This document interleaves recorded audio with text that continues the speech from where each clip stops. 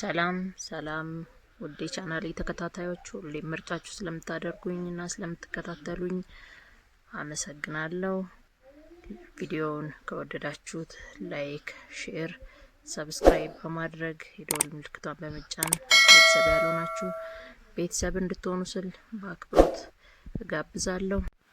በዛሬው ርዕሳችን ስለ ህጻናት የሆድ ቁርጠት እናያለን። ይህንን ዘርዘር አድርገን ስናይ የሆድ ቁርጠት ተፈጥሯዊ ነው፣ ብዙ ሊያስጨንቁሽ አይገቡም።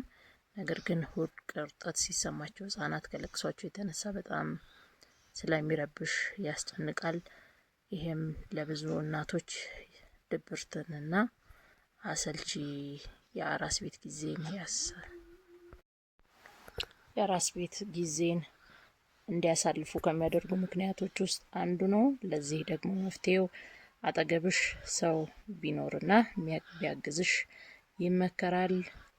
ይህ ድብርት ብዙ ጊዜ የጡት ወተትን እስከ መቀነስ ድረስ የሚያደርስ ሁኔታ ላይ ይደርሳል እና ለዚህ መፍትሄው ሰው ቢረዳሽ ጥሩ ነው። ካለበለዚያ ግን ከ10 እስከ 15 ደቂቃ ድረስ ልጅሽ እንዲያለቅስ ብቻውን መተውና ራስሽን ማረጋጋት ትችያለሽ።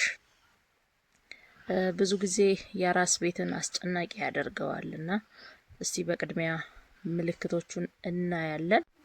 በመጀመሪያ ደረጃ የምናየው ምልክት ለረጅም ሰዓት ያለ እረፍት ማልቀስ ነው። ህጻናት የሆድ ቁርጠት ሲሰማቸው ለረጅም ሰዓት ያለ እረፍት ያለቅሳሉ፣ ምቾት ያጣሉ። በምናገለባብጣቸውም ሰዓት እረፍት አይሰማቸውም፣ ምቾት አይሰማቸውም። ሆዳቸው መጠንከር፣ መንጠራራት እነዚህን የመሰሉት ምልክቶች ናቸው። እግራቸውን ወደ ሆዳቸው በማስጠጋት ማልቀስ ነው። መንስኤው ብዙ ጊዜ በአንጀታቸው ውስጥ የአየር መከማቸትና የጡት ወተት የማይጠጡ ህጻናት የወተት አለመመቸት ሊሆን ይችላል።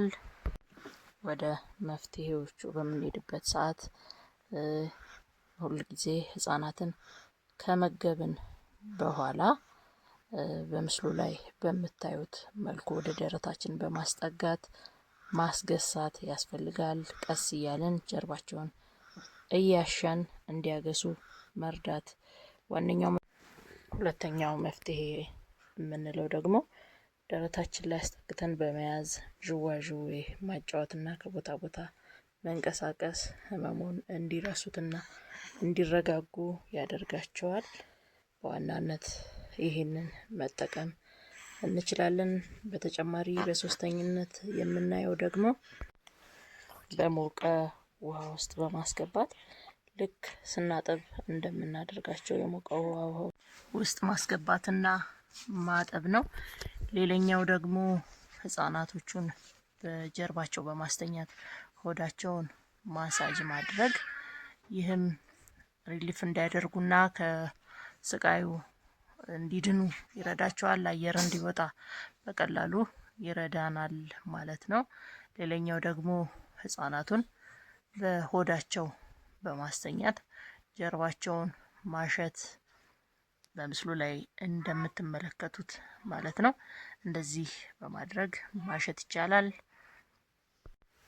ሌላው ደግሞ ትንሽ ሙቀት ያለው ጨርቅ በሆዳቸው ላይ መያዝም፣ ይህንን ሁሉ ሞክረን ደግሞ መቼ ነው ወደ ሕክምና መሄድ ያለብን ወይም ህፃኑን ሐኪም ማግኘት ያለበት መቼ ነው የሚለውን ስናይ ደግሞ ለቅሶውን የማያቆም ከሆነና ኃይለኛ ትኩሳት ካለው መሄድ አለበት ወይም ህፃኑ ሕክምና ማግኘት አለበት እንላለን። እነዚህንና ጠቃሚ መረጃዎችን እንዲደርሳችሁ ላይክ፣ ለወዳጅ ዘመዶቻችሁ እንዲደርስ ደግሞ ሼር ማድረግን አትርሱ። ቤተሰብ እንድንሆን ሰብስክራይብ አድርጉ፣ የደወል ምልክቷን እየነካችሁ። በጣም አመሰግናለሁ። ኮሜንታችሁን አስቀምጡልኝ፣ ያነባለሁ፣ ምላሽም እሰጣለሁ። መልካም ቀን። እወዳችኋለሁ።